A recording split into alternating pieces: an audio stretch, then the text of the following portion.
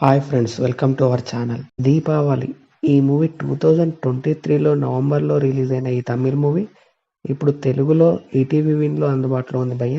Run time వచ్చేసి 2 hours గా ఉంది. విలేజ్ బ్యాక్ డ్రాప్ లో సాగే ఎమోషనల్ డ్రామాతో సాగుతుంది.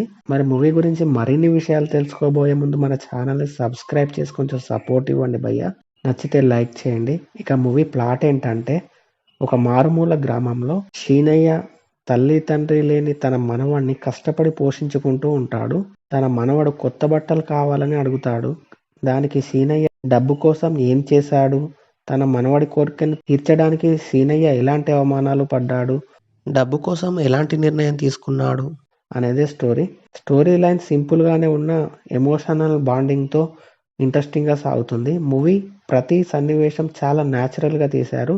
Village back drop drama movies ఇష్టపడే వారికి ఈ మూవీ కనెక్ట్ అవుతుందని చెప్పవచ్చు. ఫస్ట్ హాఫ్ క్యారెక్టర్ ఇంట్రడక్షన్ తో పాటు కొంత స్లోగా అనిపిస్తుంది.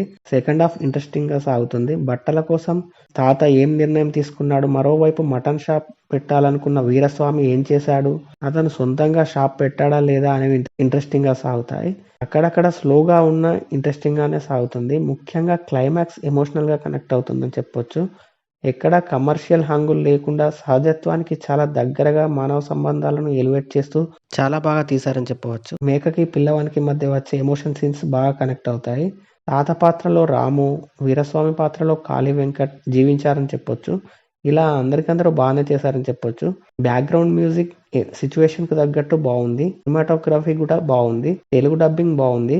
విలేజ్ బ్యాక్ డ్రాప్ మూవీస్ కాస్త స్లోగానే వెళ్తాయి. పర్లేదు అనుకుంటే ఒకసారి చూడొచ్చు. ఓవరాల్ గా నాకైతే బాగుంది, ఒకసారి చూడొచ్చు అనిపించింది భయ్య. మీరు కూడా చూసేయండి, ఎలా ఉందో కమెంట్ చేయండి. Thank you for watching.